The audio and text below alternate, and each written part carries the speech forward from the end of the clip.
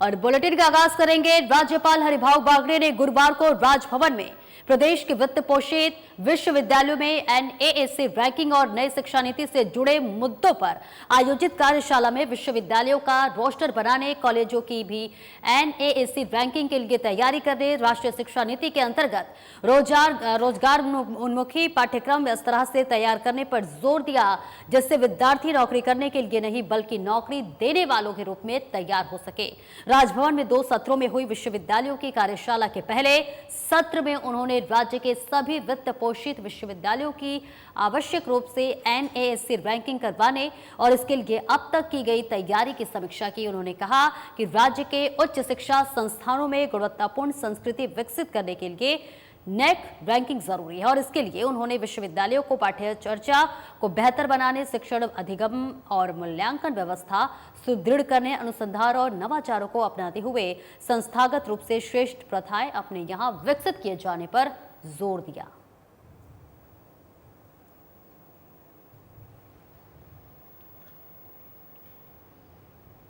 और भारतीय जनता पार्टी के सक्रिय सदस्यता अभियान के तहत उप मुख्यमंत्री दिया कुमारी ने पार्टी की विधिवत सक्रिय सदस्यता ग्रहण की। इस दौरान जयपुर शहर जिला अध्यक्ष राघव शर्मा, जयपुर सदस्यता अभियान जिला संयोजक शैलेंद्र भार्गव सहित पार्टी पदाधिकारी उपस्थित रहे।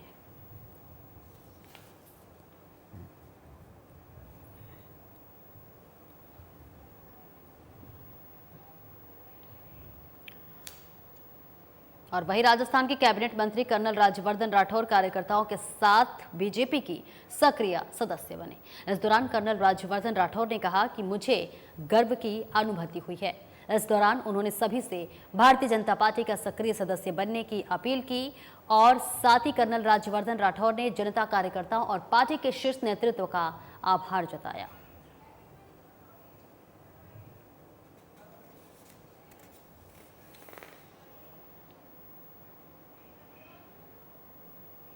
रामगढ़ उपचुनाव के लिए कांग्रेस प्रत्याशी आर्यन खान ने गुरुवार 24 अक्टूबर नामांकन किया, तो वहीं कांग्रेस उम्मीदवार के नामांकन के दौरान पूर्व केंद्रीय मंत्री जितेंद्र सिंह, नेता प्रतिपक्ष टीकाराम जूली, मुंडा और विधायक ललित यादव और कांग्रेस जिलाध्यक्ष योगेश मिश्रा मौजूद रहे। उपचुनाव के लिए उम्मीदवार ने अपना नामांकन रिटर्निंग अधिकारी सुरेंद्र कुमार के समक्ष पेश किया। बता दें कि अलवर के रामगढ़ में होने उपचुनाव के लिए प्रत्याशियों की घोषणा हो चुकी है। कांग्रेस ने अलवर जिले के रामगढ़ विधानसभा से दिवंगत कांग्रेस विधायक जुबेर खान की बेटे आर्यन खान को टिकट दिया है।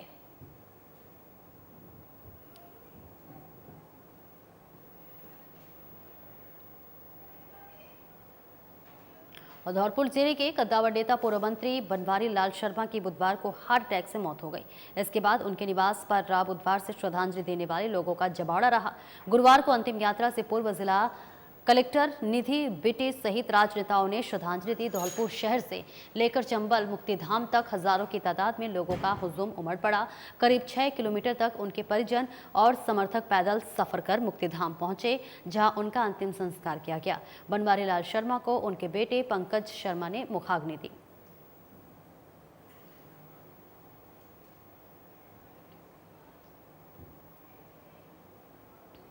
और पाली जिले के फालना कस्बे में फालना उद्योग मंडल में जिला प्रशासन उद्योग केंद्र रिको के तत्वाधान में आयोजित राइजिंग राजस्थान पाली जिला इन्वेस्टर मीट का आयोजन किया गया। इस दौरान संबोधित करते हुए जिला प्रभारी मंत्री और स्वायत्त शासन राज्य मंत्री झाबर सिंह खरबा ने कहा कि हमने प्रधानमंत्री और मुख्यमंत्री की मंशा अनुसार प्रदेश के औद्योगिक विकास के लिए सभी प्रयास किए जा रहे हैं, जिनमें बिजली, सड़क, रेल की कनेक्टिविटी नियमों का सरलीकरण किया गया, जिससे कि निवेशकों और अनावश्यक परेशानी न हो और वे सरलता से अपने उद्योग व्यापार को व्यवस्थित कर सके, स्थापित कर सके। उन्होंने कहा कि राज्य सरकार और मुख्यमंत्री भजनलाल शर्मा की मंशा है कि प्रदेश विकसित राज्यों की श्रेणी में आ सके, जिसके लिए वे कृत संकल्पित हैं।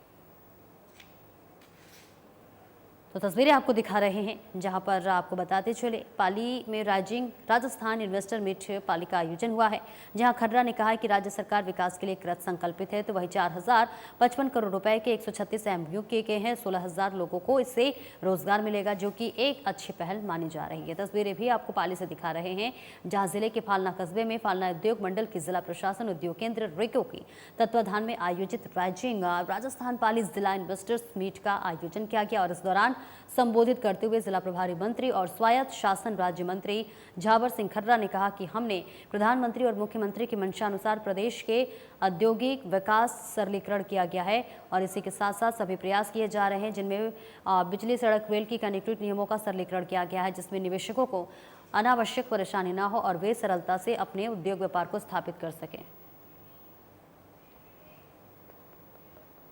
और वहीं मुख्यमंत्री भजनलाल शर्मा की पहल और चिकित्सा मंत्री गजेंद्र सिंह खींवसर के निर्देशों पर प्रदेश में चिकित्सा सुविधाओं के सुदृढ़ीकरण और सुचारू संचालन के लिए सभी जिलों में सघन निरीक्षण किया जाएगा।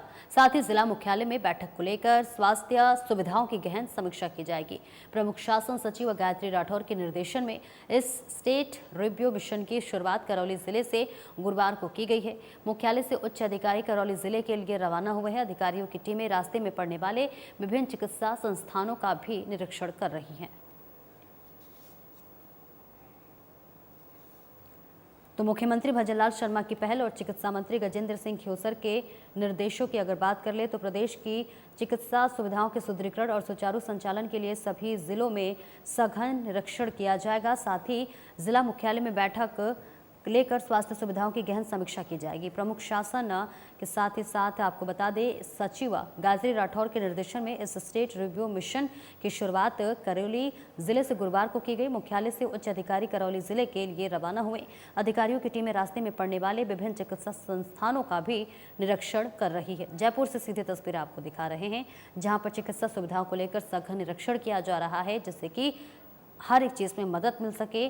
चिकित्सा मंत्री गजेंद्र सिंह खींवसर ने ये बैठक की है, महत्वपूर्ण बैठक की गई। बैठक में महत्वपूर्ण जानकारी भी दी गई है।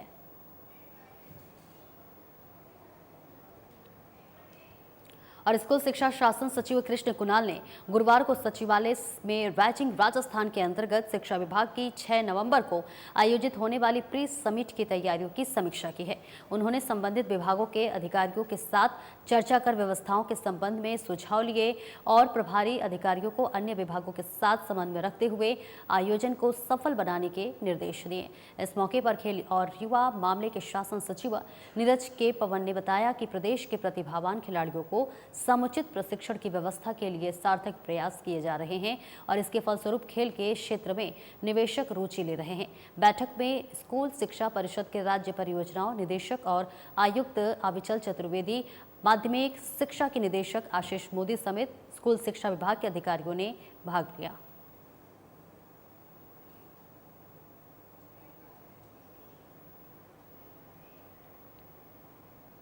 महिला अधिकारिता विभाग की ओर से बेटी बचाओ बेटी पढ़ाओ अभियान के तहत बीकानेर जिले के सभी ब्लॉक क्षेत्रों में एक दिवसीय कार्यशाला का आयोजन गुरुवार को किया गया।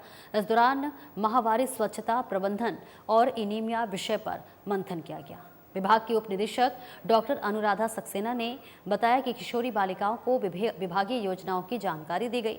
उड़ान योजना के निःशुल्क सैनिटरी नैपकिन के उपयोग और निस्तारण के बारे में भी बताया गया। तो वही कार्यशालाओं में किशोरी बालिकाओं ने प्रश्न पूछे और अपनी जिज्ञासाएं एवं भ्रांतियां रखी, जिनका समाधान किया गया। बीकानेर ग्रामीण की ब्लॉक स्तरीय कार्यशाला उदासर में रखी गई। इसमें प्रचेता विजय लक्ष्मी जोशी ने स्वास्थ्य और स्वच्छता के विषय में बताया। आपको बता दें कि इस कार्यशाला में 60 किशोरी बालिकाओं ने भागीदारी निभाई है। तो तस्वीरें आपको दिखा रहे हैं, जहां पर महिला अधिकारिता विभाग की ओर से बेटी बचाओ बेटी पढ़ाओ अभियान के तहत बीकानेर जिले के सभी ब्लॉक क्षेत्रों में एक दिवसीय कार्यशाला का आयोजन किया गया है और इसी के साथ साथ इस दौरान माहवारी स्वच्छता प्रबंधन और एनीमिया विषय पर मंथन किया गया है। विभाग की उप निदेशक डॉक्टर अनुराधा सक्सेना ने बताया कि किशोरी बालिकाओं को विभागीय योजनाओं की जानकारी दी गई। उड़ान योजना के निःशुल्क सैनिटरी नैपकिन के उपयोग और निस्तारण के बारे में बताया गया।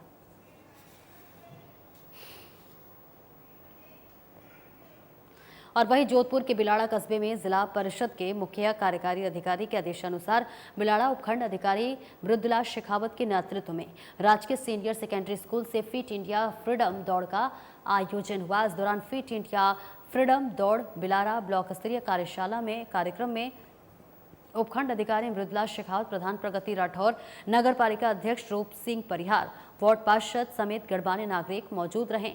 फ्रीडम दौड़ सीनियर सेकेंडरी स्कूल से रवाना होकर बिजासनी रोड सर्किल से पुनः सीनियर सेकेंडरी स्कूल के खेल मैदान पहुंची। इस दौरान आमजन ने स्वास्थ्य और स्वच्छता बनाए रखने की शपथ भी ली।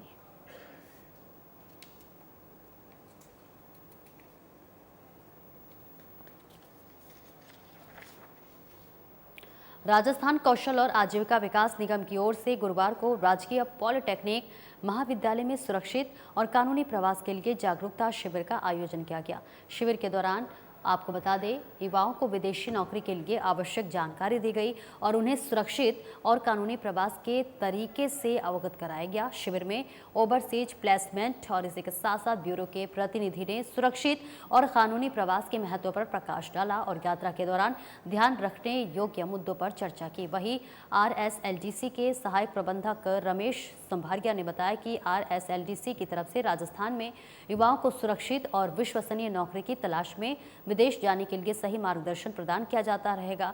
कार्यक्रम में राजकीय पॉलिटेक्निक महाविद्यालय के प्राचार्य के सुथार, राजेश कुमार भाटी, विजय कुमार सुथार, आकाश और राकेश असवाल मौजूद रहे।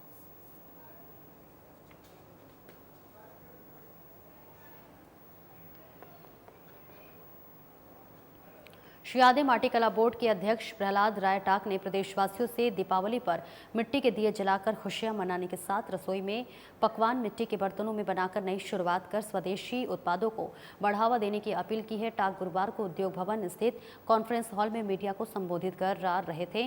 उन्होंने कहा कि इस दिवाली नवाचार करते हुए मिट्टी के खिलौने बर्तनों को उपहार स्वरूप दे। उन्होंने आमजन और राजस्थान के कॉरपोरेट घराने बड़े उद्योगपतियों से आग्रह किया गया कि दीपावली के पावन पर्व पर मिट्टी से बने हुए उत्पाद जैसे कि खिलौने, मूर्तियां, कप, खाना बनाने के लिए बर्तन आदि उपहार में दे और ऐसा करने से कुम्हार कामगारों को अधिक से अधिक रोजगार मिलेगा और उनकी आय में वृद्धि होगी। इससे मुख्यमंत्री के राइजिंग राजस्थान और प्रधानमंत्री के लोकल फॉर वोकल का आह्वान भी सफल होगा।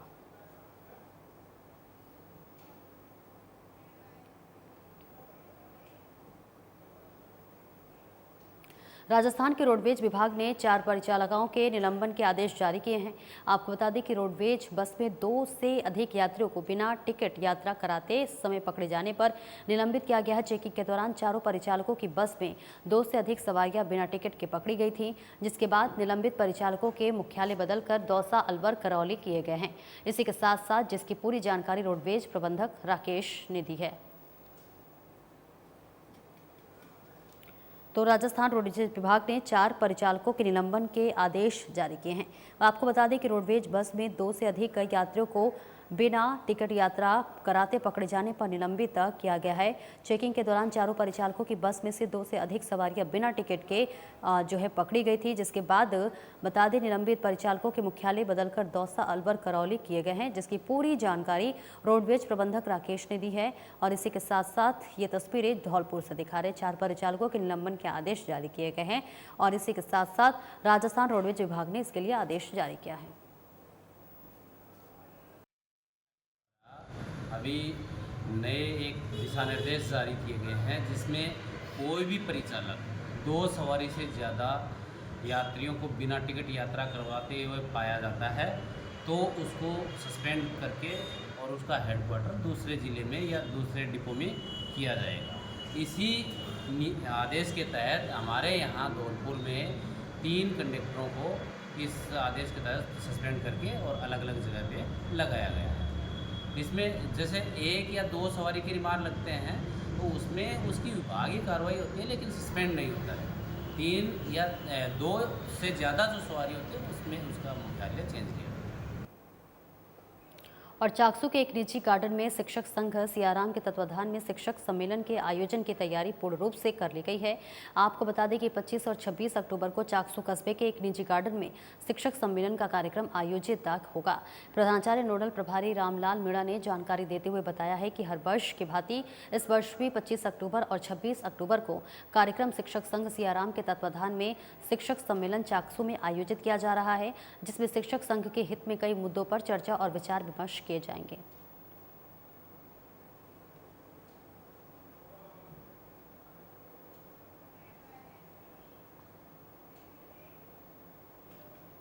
सादुलपुर में बिना परमिट, बिना टैक्स और फिटनेस की सड़कों पर दौड़ रही निजी बसों के संचालकों के खिलाफ परिवहन विभाग की ओर से स्थानीय बस स्टैंड पर बड़ी कार्रवाई की गई है।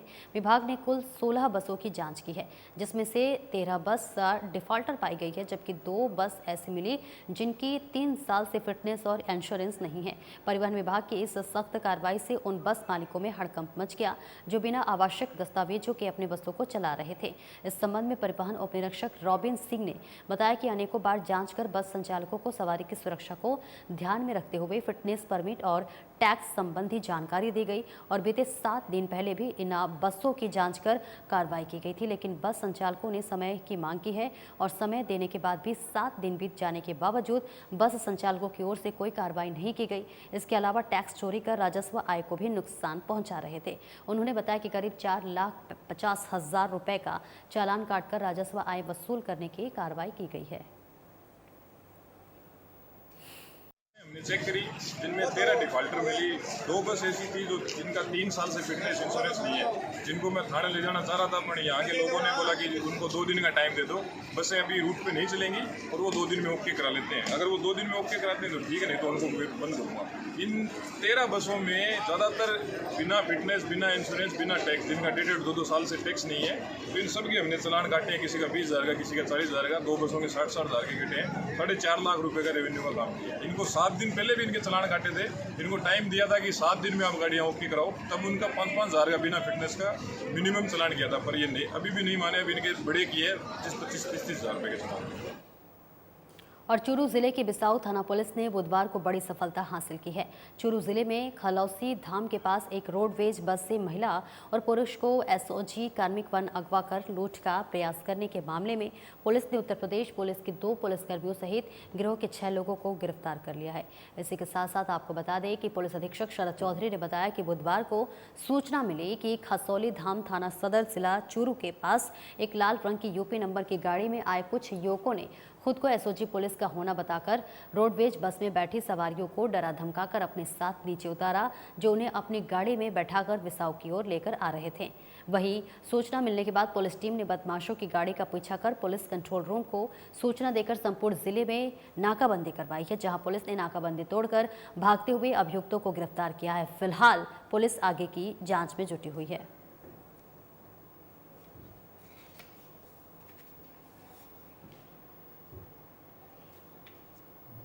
और वही बांसुर हरसौरा रोड पर जो है बुधवार को बेटी की शादी का सामान लेने गए बुजुर्ग की जेब से एक युवक की 30,000 रुपये का पार कर लिए, जिसका सीसीटीवी फुटेज सामने आया है। तो वही पीड़ित ने घटना की सूचना बांसुर पुलिस को दी है। मामला बुधवार दोपहर करीब 2 बजे का है, जहां पर माजरा रावत के रहने वाले शिवपाल गुर्जर अपनी बच्ची की शादी के लिए हरसौरा रोड पर एक इलेक्ट्रॉनिक्स की दुकान पर सामान देखने के लिए आए थे। इसी दौरान एक अज्ञात युवक आया और बुजुर्ग की जेब से 30,000 रुपये लेकर फरार हो गया। कुछ देर बाद जब बुजुर्ग को जेब से रुपए गायब होने की भनक लगी तो इसकी जानकारी दुकानदार को दी। घटना दुकान में लगे सीसीटीवी कैमरे में कैद हो गई, जिसमें एक युवक बुजुर्ग की जेब से पैसे निकालता दिखाई दे रहा है, जिसको लेकर पीड़ित ने इसकी सूचना बांसुर पुलिस को दी है। पुलिस सीसीटीवी के आधार पर युवक की पहचान करने में जुटी हुई है।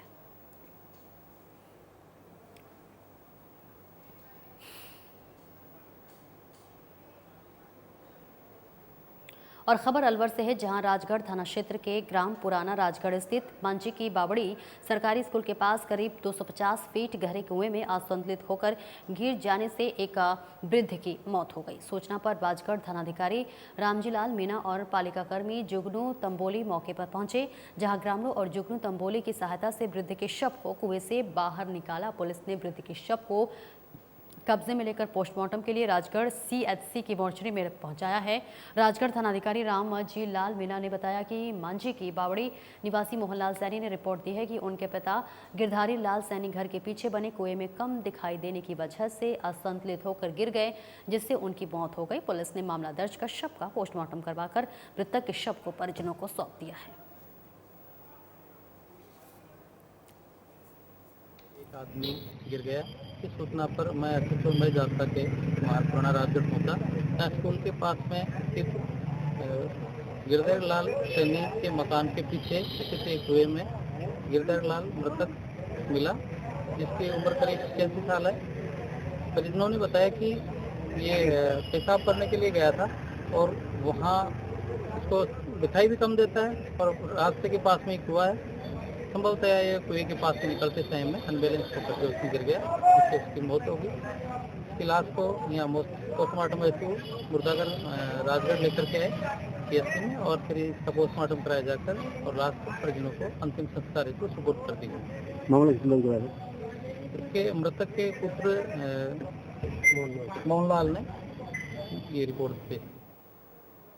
और बानसूर में किसानों को समय पर ट्रांसफार्मर नहीं मिलने से नाराज किसानों ने आज बानसूर में बिजली विभाग के कार्यालय के बाहर विरोध प्रदर्शन किया और विभाग के खिलाफ नारेबाजी की। किसानों ने बताया कि विभाग के अधिकारियों की लापरवाही से पिछले 1 महीने से ट्रांसफार्मर के लिए विभाग के अधिकारियों के चक्कर लगा रहे हैं, लेकिन अधिकारी कोई सुनवाई नहीं कर रहा है। किसानों ने बताया कि इस समय रबी की फसल बुआई की तैयारी को लेकर सिंचाई की जा रही है।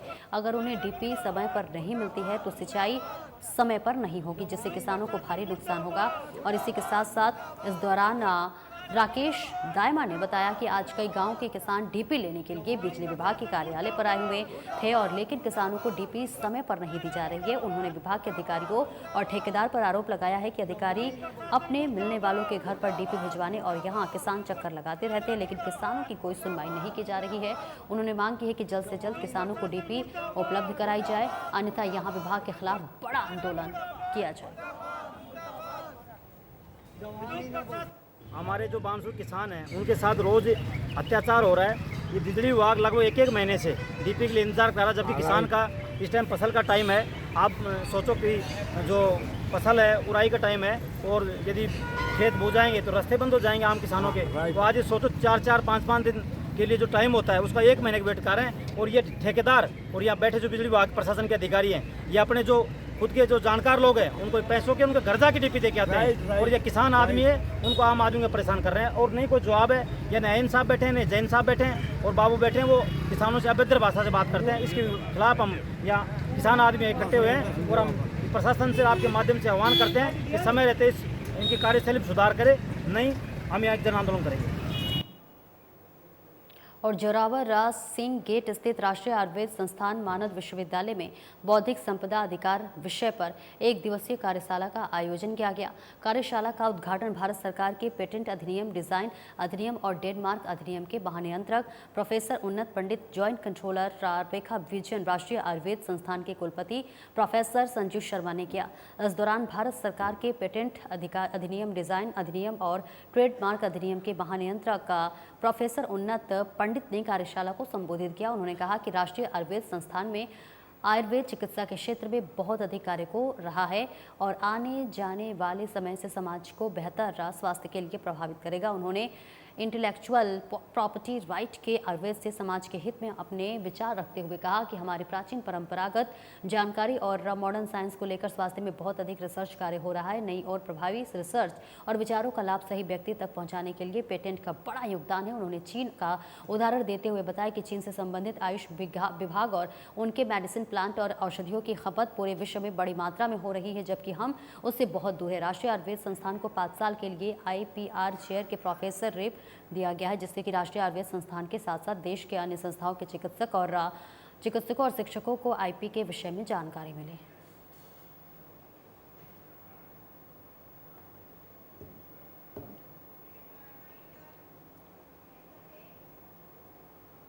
और फिलहाल इस बुलेटिन में इतना ही। दीजिए इजाजत। नमस्कार।